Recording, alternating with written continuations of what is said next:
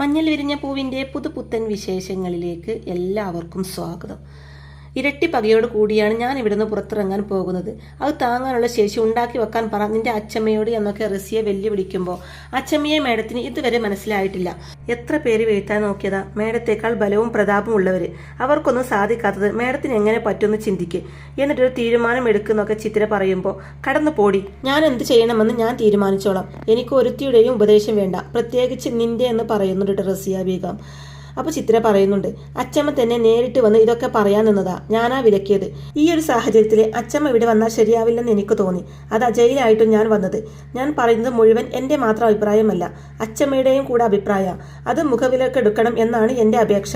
Madam ഒറ്റരാൾ വിചാരിച്ചാലേ ഇനി സമാധാനം ഉണ്ടാവും. ചിത്ര പറയുമ്പോൾ ഒത്തുതീർപ്പ് നടത്തി കിട്ടുന്ന സമാധാനം എനിക്ക് വേണ്ടെങ്കിലോ? നിന്റെ അച്ചമ്മ മരിക്കണം, എങ്കിലേ എനിക്ക് സമാധാനം കിട്ടൂ. എത്ര വൈകിയാലും ഞാൻ അത് ചെയ്യുന്ന റസിയ പറയുമ്പോൾ ചിത്ര പറയുന്നുണ്ട്, വ്യാമോഹം മാത്രം മേഡം, അത് സ്വന്തം അനുഭവങ്ങളിൽ നിന്ന് മേഡം അത് പഠിച്ചോളൂന്ന് പറഞ്ഞിട്ട് ചിത്ര അവിടെ ഒന്നും പോവാൻ കേട്ടോ. റസിയാണെങ്കിൽ കലി കയറിയ അവസ്ഥയിൽ നിൽക്കുകയും ചെയ്യുന്നുണ്ട് കേട്ടോ. അതിനുശേഷം കാണിക്കുന്നത്, അപ്പോൾ ജയിലായിട്ടും അവരുടെ അഹങ്കാരം മാറിയിട്ടില്ലേ അല്ലേ നിരഞ്ജന ചിത്രയോടായിട്ട് ചോദിക്കുമ്പോൾ മാറിയിട്ടില്ലെന്ന് മാത്രമല്ല അത് കൂടുകയും ചെയ്തു. പക കൊണ്ട് കണ്ണ് കാണാൻ പറ്റാത്തൊരവസ്ഥ. അങ്ങനെ ഒരു അവസ്ഥയിൽ അവരിപ്പോ എന്ന് പറയുന്നുണ്ട് ചിത്ര. ഇനിയിപ്പോൾ എന്ത് ചെയ്യുന്നു നിരഞ്ജന ചോദിക്കുമ്പോൾ എന്ത് ചെയ്യാൻ, നമ്മൾ തയ്യാറായിരിക്കണം, അല്ലാതെ വേറെ ഒന്നും ചെയ്യാനില്ല എന്ന് പറയുന്നുണ്ട് ചിത്തിര. ജയിലിൽ നിന്ന് അവർ ഉടനെ എങ്ങാനും പുറത്തിറങ്ങാനുള്ള സാധ്യതയുണ്ടോ? ഇറങ്ങിയാൽ കൊലപാതകമായിരിക്കും നടക്കാൻ പോകുന്നത്, അതുണ്ടാവരുത്, തടയണം എങ്ങനെയെങ്കിലും എന്നൊക്കെ നിരഞ്ജന പറയുമ്പോൾ നമുക്ക് എന്ത് ചെയ്യാൻ പറ്റും? ചെയ്യാൻ പറ്റുന്നത് അവർക്ക് മാത്രമല്ലേ, അവരാണെങ്കിൽ വഴങ്ങുന്നുമില്ല. ഇനി എല്ലാം വരുന്ന പോലെ വരട്ടെ എന്ന് പറയുന്നുണ്ട് ചിത്തിര. അച്ചമ്മക്ക് ഒരു മുന്നറിയിപ്പ് കൊടുക്കണ്ടേ, ശ്രദ്ധിക്കാനുള്ളത് ശ്രദ്ധിക്കണ്ടേ എന്നൊക്കെ ചോദിക്കുമ്പോൾ അച്ചമ്മയ്ക്ക് എല്ലാം അറിയാം, നമ്മൾ പറഞ്ഞു കൊടുത്തിട്ട് വേണ്ടല്ലോ എന്ന് പറയുന്നുണ്ട് ചിത്തിര. തുടർന്ന് പറയുന്നുണ്ട്, അച്ചമ്മ എല്ലാവരോടും എന്നും ദയ മാത്രമേ കാണിച്ചിട്ടുള്ളൂ. നിന്റെ അച്ചമ്മയോട് പോലും അതാ ചെയ്തത്. പക്ഷേ മറ്റുള്ളവരെ അച്ചമ്മയോട് അങ്ങനെയല്ല പെരുമാറിയത്.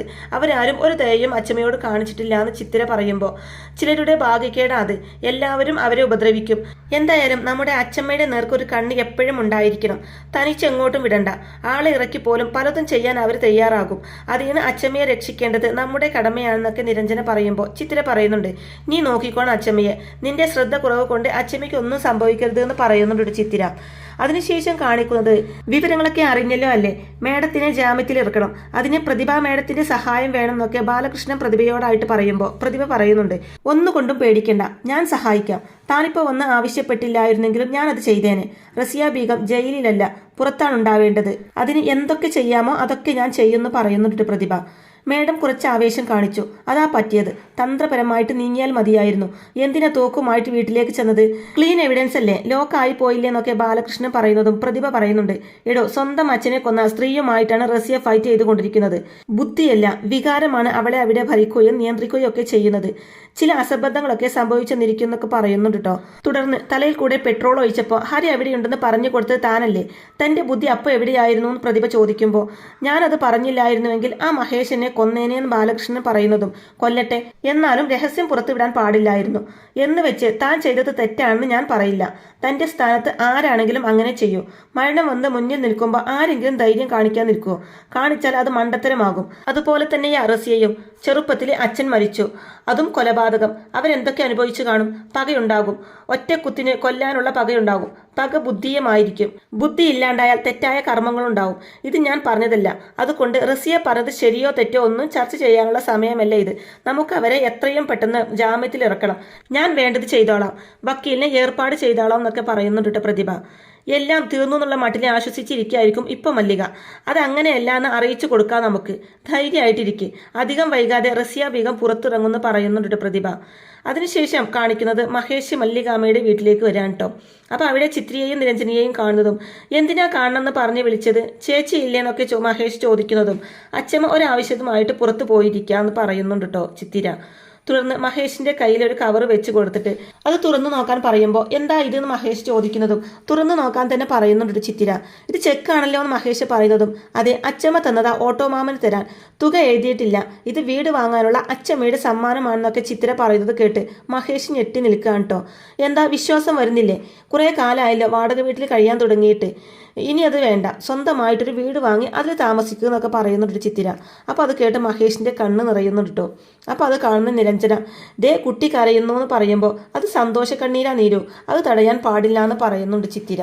അപ്പം മഹേഷ് പറയുന്നുണ്ട്, വേറൊന്നുമല്ല, സ്വന്തം വീടുണ്ടാവുക എന്ന് പറയുന്നത് എൻ്റെ എക്കാലത്തെയും മോഹമായിരുന്നു.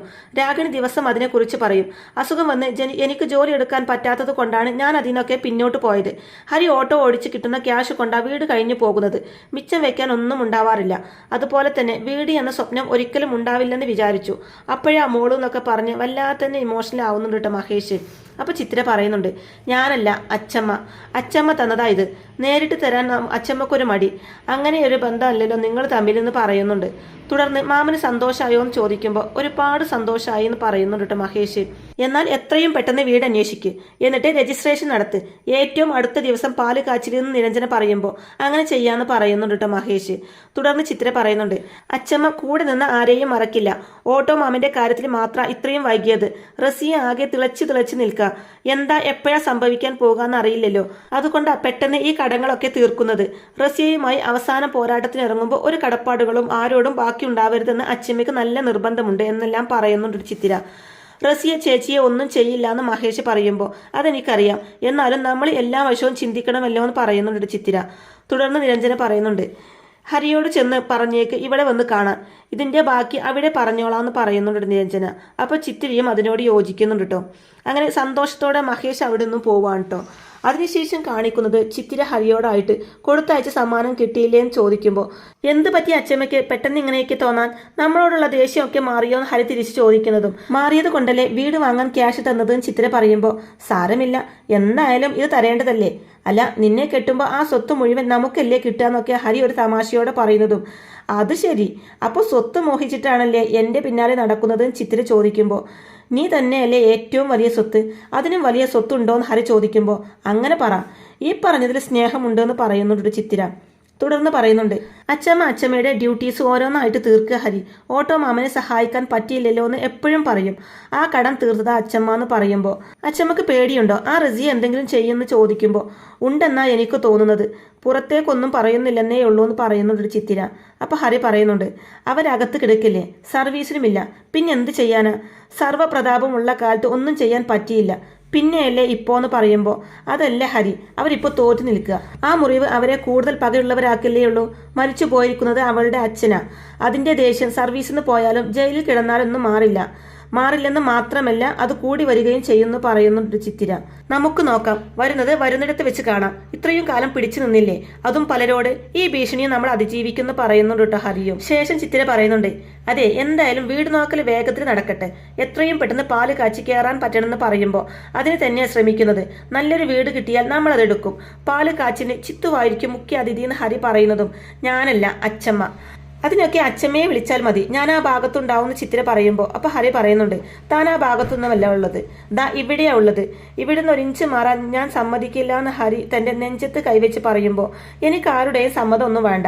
ഞാനേ ഭാവി IAS മര്യാദക്ക് നിന്നാൽ ഹരിക്ക് കൊള്ളാം, അല്ലെങ്കിൽ എന്താന്ന് ഹരി തിരിച്ചു ചോദിക്കുന്നതും ഞാനത് ഫോണിൽ കൂടെ പറയാം, നേരിട്ട് പറഞ്ഞ് അതിൻ്റെ രസം കളയുന്നില്ല എന്ന് ചിത്തിര പറയുന്നതും അതാ നല്ലത്, അതാവുമ്പോൾ എനിക്ക് റെക്കോർഡും ചെയ്യാലോ തമാശയോട് ഹരി പറയുമ്പോൾ തോന്നിവാസം കാണിച്ചാലുണ്ടല്ലോ ഇടിക്കും ഞാനെന്ന് പറയുന്നുണ്ട് കേട്ടോ. അവരങ്ങനെ കൊച്ചു തമാശകളൊക്കെ പറഞ്ഞിങ്ങനെ നടക്കുകയാണ് കേട്ടോ. ഇവിടെ നിരഞ്ജനയാണെങ്കിൽ പ്രതിഭയെ കണ്ട് സംസാരിക്കാൻ വേണ്ടി വന്നിരിക്കുകയാണ്.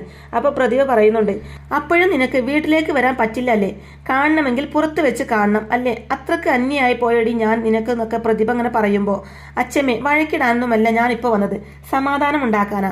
ഏത് സാഹചര്യത്തിലാണ് ഞാൻ അച്ചമ്മയെ ഉപേക്ഷിച്ചതെന്ന് അറിയാലോ.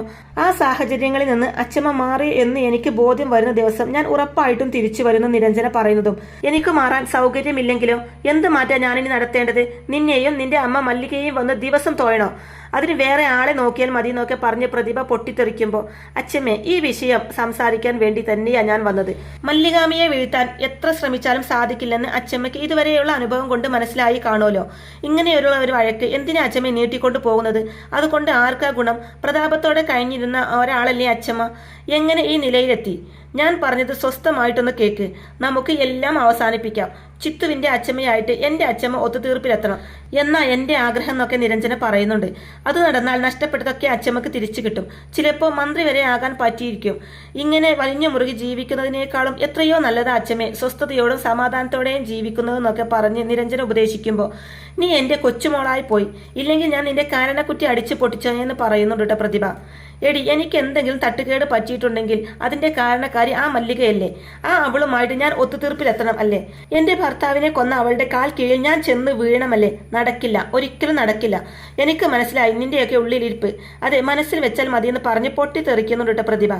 അച്ഛമ്മയ്ക്ക് തന്നെയല്ലേ അതിന്റെ ഗുണങ്ങളും നിരഞ്ജന പറയുമ്പോൾ ആ ഗുണങ്ങൾ എനിക്ക് വേണ്ട. നിന്നെ ഇങ്ങോട്ട് പറഞ്ഞു വിട്ടവളോട് ചെന്ന് പറഞ്ഞേക്ക് പ്രതിഭയുടെ പക അവസാനിച്ചിട്ടില്ലെന്ന്. അത് ആളിക്കത്താൻ പോകുന്നതേ ഉള്ളൂ. റസിയ ജയിലിൽ നിന്ന് ഇറങ്ങിക്കോട്ടെ, ശരിയാക്കി കൊടുക്കുന്നുണ്ട് മല്ലികയെ ഞങ്ങളെന്നൊക്കെ പ്രതിഭ അങ്ങനെ പറയുമ്പോൾ അച്ഛമ്മ ഒരിക്കലും നന്നാവില്ല എന്ന് പറയുമ്പോൾ നന്നാവണ്ടടി, ഇത്രയും വയസ്സൊക്കെ ആയില്ലേ, എനിക്കിനി നന്നാവണ്ടെന്ന് പറയുന്നുണ്ട് കേട്ടോ. മേലാൽ ഇനി ഇതുപോലെ എന്തെങ്കിലും പറഞ്ഞു വന്നാൽ എന്ന് പറഞ്ഞ് നിരഞ്ജനയോട് പോവാൻ പറയുന്നുണ്ട് കേട്ടോ അവിടുന്ന്. അപ്പൊ നിരഞ്ജനയാണെങ്കിൽ പ്രതിഭയെ തണുപ്പിക്കാൻ വേണ്ടി സോപ്പിട്ടുകൊണ്ട് നമുക്കൊരു സെൽഫി എടുത്താലോ അച്ഛമ്മയെന്നൊക്കെ ചോദിക്കുമ്പോൾ അത് നല്ലതാന്ന് പറഞ്ഞുകൊണ്ട് സെൽഫി എടുക്കാൻ നിൽക്കുകയാണ് പ്രതിഭയും. അതിനുശേഷം മഹേഷ് ഹരിയോട് ഞാൻ നമ്മുടെ വീടിന്റെ ഓണറുമായിട്ട് സംസാരിച്ചു, അയാൾക്കത് വിൽക്കാനൊന്നും താല്പര്യമില്ല, പക്ഷേ നമുക്കാണെങ്കിൽ ഇത് തരാമെന്നും ഇത് തന്നെ എടുത്താലോ എന്നാണ് എന്റെ ചിന്ത എന്നൊക്കെ മഹേഷ് ഇങ്ങനെ പറയുമ്പോൾ ഹരിയും മഹേഷിന്റെ അഭിപ്രായത്തോട് അനുകൂലിക്കുകയാണ് കേട്ടോ. തുടർന്ന് മഹേഷ് പറയുന്നുണ്ട്, വിലയൊത്ത സ്ഥിതിക്ക് നമ്മൾ ചേച്ചിയോട് പറയുന്നു, ഏറ്റവും അടുത്ത ദിവസം തന്നെ നമ്മൾ തീർപ്പ് നടത്തുകയും ചെയ്യുന്നു എന്നൊക്കെ പറയുമ്പോൾ എല്ലാം ദൈവത്തിന്റെ അനുഗ്രഹം എന്ന് ഹരി പറയുന്നത് കേട്ട് ദൈവത്തിന്റെ അല്ല ചേച്ചിയുടെ എന്ന് പറയുന്നുണ്ട് കേട്ടോ മഹേഷ് ഹരിയോട്. പിന്നീട് റസിയെ കാണാനായിട്ട് വക്കീലെത്തുകയാണ് കേട്ടോ.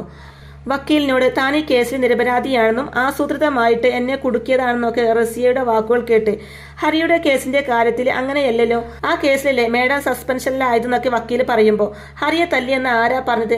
ഹരി മാത്രമല്ലേ? അതിനെന്താ വക്കീലെ തെളിവുകൾ ഉള്ളത്? പോലീസ് സ്റ്റേഷനിൽ പരാതി കൊടുക്കുന്നതിന് പകരം മനുഷ്യാവകാശ കമ്മീഷനിൽ പരാതി കൊടുത്തു. മനഃപൂർവ്വം എന്റെ ഇമേജ് നശിപ്പിക്കുക, അതായിരുന്നു അവരുടെ ഉദ്ദേശം എന്ന് പറയുമ്പോൾ അതും അവരുടെ വക്കീൽ എതിർക്കുമെന്നും ജില്ലാ പോലീസ് മേധാവിയാണ് ഹരിയെ ഉപദ്രവിച്ച കേസിൽ ഒന്നാം പ്രതി. ജില്ലാ പോലീസ് മേധാവിക്കെതിരെ ജില്ലാ പോലീസിൽ തന്നെ പരാതി കൊടുക്കുക എന്നത് എത്ര സാഹസികമായിട്ടുള്ള പ്രവൃത്തിയാണ്? ഏതൊരാൾക്കും മനസ്സിലാവില്ലേ ആ കേസിൽ കൃത്യമായിട്ടുള്ള അന്വേഷണം നടക്കാൻ പോകുന്നില്ലെന്ന്? അതുകൊണ്ടാണ് അവര് മനുഷ്യാവകാശ കമ്മീഷനിൽ പരാതി കൊടുത്തത്. സിമ്പിൾ ലോജിക് എന്ന് പറയുന്നുണ്ട് കേട്ടോ വക്കീല്. എനിക്ക് ഈ കേസിൽ ജാമ്യം കിട്ടുമോന്ന് റസിയ ചോദിക്കുമ്പോൾ എന്റെ കഴിവിന്റെ പരമാവധി ഞാൻ ശ്രമിക്കാം.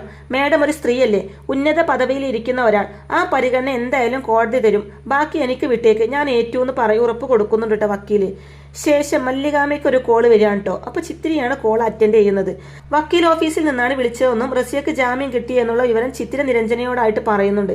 ദൈവമേ, ഇത്ര പെട്ടെന്ന് ഇതെങ്ങനെ സംഭവിച്ചു നിരഞ്ജന പറയുന്നതും ഇത്ര പെട്ടെന്ന് എന്നുള്ളതിന് ഇനി പ്രസക്തി ഇല്ല നീരു, എന്ത് സംഭവിച്ചു എന്ന് മാത്രം നോക്കിയാൽ പോരെ? ദീർഘകാലം ജയിലിൽ കിടക്കുമെന്ന് കരുതി നമ്മൾ പൂട്ടിയ റസിയ ഇതാ ഇപ്പോ പോയതുപോലെ പെട്ടെന്ന് തിരിച്ചു വരാൻ പോകുന്നു.